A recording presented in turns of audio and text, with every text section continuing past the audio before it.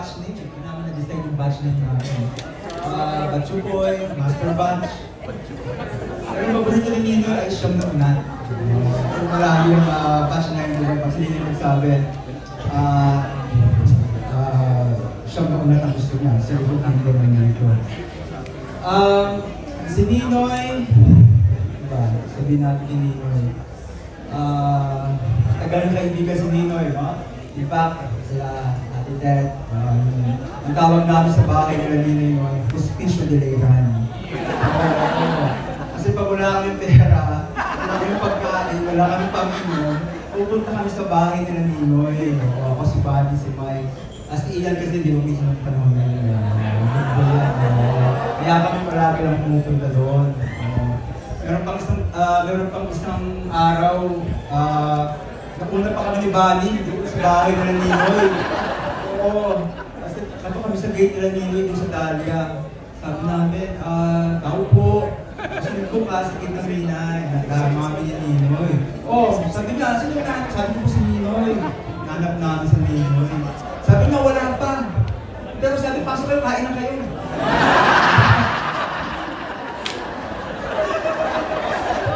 Tapos, pumayag kami doon sa bahay. Nila Ninoy, dinner. Oo. Kami dalawa ni Buddy, tsaka si Peter Mina. Oo, ang samahan ni Ninoy. Tapos, yung minutes, siguro 15 minutes, dumating si Ninoy. Sabi, oh Ninoy, bakit kayo marang dumating? Kaya na! Parang bahay namin yung bahay. Oo, ginawa namin hype up talaga yung Hospicio de Leiran. Kaya, unahan kaming nervous din sa bahay ng Ninoy. In fact, kanina nga pinag-uusapan namin, actually yung isang araw pa, sabi namin kung kasama kami ni Ninoy. Ako si Mike, baka hindi nangyari ito, no? Kasi baka hindi kami umabot sa taas, kasi lasing na kami sa baba. Sa bakal ni Mike. Sa bakal kami sa whole time, no? Pero wala eh, hindi talaga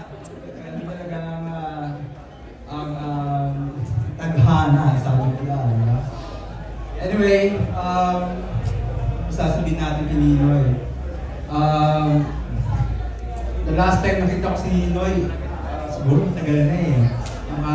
More than 16 years siguro. Puro ano lang naman si Ninoy eh. Happy birthday, Juni Boy.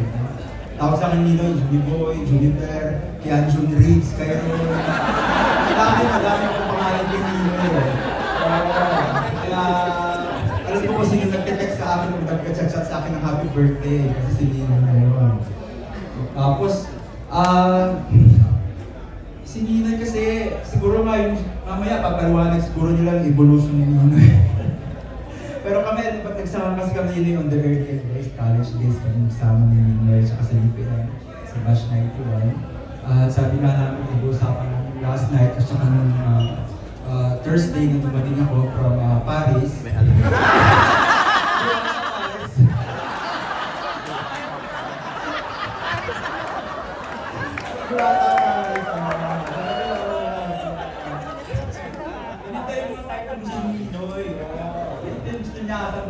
Masaya to. O kaya nga nagbibisa si Kuya Manny. Sabi ko, okay ito, magkakita pa ko ng Kuya Manny. Kasi patay na si Ninoy. So dapat simba tayo, tsaka ano ba isa?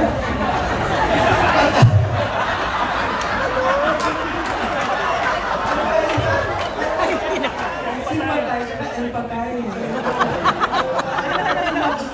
Joke ni Ninoy na pag nandito si Ninoy Escurado. Kung kilala ko si Ninoy, hindi sasalita yun pag tuwang-tuwa yun. Puro lang, yeah! Tapos appeal lang yan. Wala na, si Ninoy. Sabi niya, wala ko hindi sasalita yun para sa emotion niya. Wala talaga yan. Tapos, yun nga, mamaya papalawan na siguro nila evolution ni Ninoy. Pero siguro, ano lang, few, ano ba? Mga few magagandang alaala lang siguro. Meron tayo magkataon sa kanila ito kasi ano na kami, pre-session na kami. At ito, ubusin na natin lahat ng iyak narrator, mga ganyan. Masaya na to. Yung pinag-uusapan namin last time, yung isang parang kwento na nakita kami nila sa shopping center, nagpapasilok ako. Nakita ko si Ninoy kasama. Sabi ko, Noy! Sabi ko, ano yan, bagong project mo? Kasi namin project, nandiyan siya, may pina-project sa Ninoy. Kaya sabi nga namin, isip namin, kung pagsasama-samahin, no? Sa dami ng ginost na project ni Ninoy, nahihiya yung mga diskaya at saka yung mga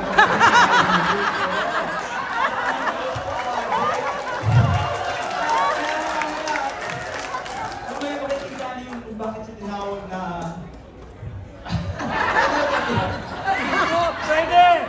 Pwede ako. Kasi yung tawag kanina ay King Cooks, Cooks.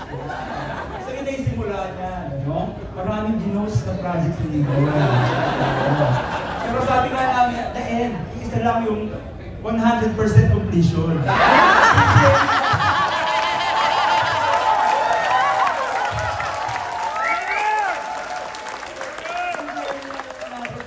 Kaya may check tayo dyan. Kasi nagkwento ko sa kanila ng gabi. Sabi ko, nakita niyo mo umiyak si Ninoy.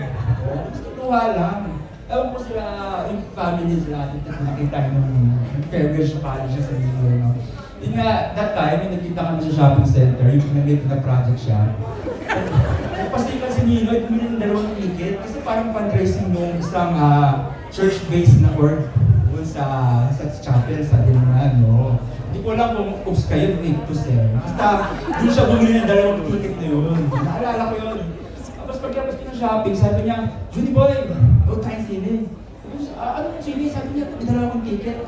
Mamahalin din, binili tag-100 siya ang panahon yun. Tapos sa shopping, sa Makamong Film Center, sabi ko, sige, tapos na ako. Ang palabas, yung kagabi nag-uusapan, ang title ko, Walk to Remember.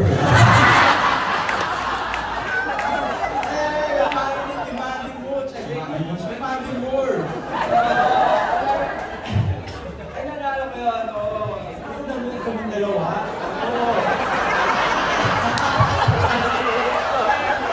Dalawang pa yung films ko, galing ng shopping. Sabi ko, nanood kami. Yung pelikula, diba, medyo nakakaiyak yun, diba? Parang lalo na namatay na yung bida. Oo, diba? Narinig ko nga sa likod namin, sabi na sa likod namin, ano ba klaseng pelikula ko? Umiiyak na sila. Tapos naabangan ko si Ninoy. Kaya siya! May tumulo! Kaya paglabas ko, sabi ko, Noy, siguro punta tayo yung infirmary. Sabi ko, bakit? Sabi ko yung pawis mo sa mata nila.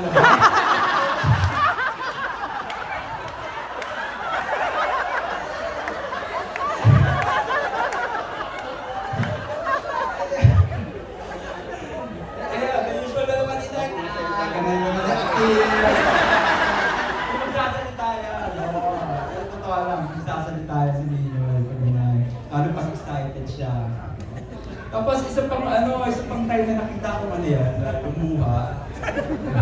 Meron isang malaking rally noon, naalala ko yun eh. Ito yung time na magpupuntuhan na yung Senado para tapusin yung US military bases sa Pilipinas. O ba yung 19 yun? Hindi maalala 19. Oo, 91, 92 siguro, parang ganyan. Nakita kami Ninoy sa pambayan. Sabi ko nga, sama tayo rally. Sabi ko, tara, sama kami rally. Sama kami rally ni Ninoy. Kasama namin ito Fine Arts sa CSSP. Sakay kami ng jeep. Muna galing ng Quezon Mall, doon sa Aviation. Sumakay kami ng jeep. Tapos hanggang Welcome Rotonda. Pagka welcome, naglakad na kami. Yan. Si Ninoy nasa harapan sa ako. Pagdala kami mga parang and US military bases ng panahon na yun. May mga tiyangko pa yan doon sa harapan. Sama namin, daming tao. Pero hindi ko alam na kasama si Ninoy sa mga ganyan. No? So lakad kami hanggang UST, hanggang doon sa tapat ng Senado. Tapos kung 4 o'clock, in-announce na talagang wala na, itigil na yung US military bases sa Pilipinas. So sigawan, palakpakan! Pagtaas ng isang taga-pilot, kumamit kami nila dito.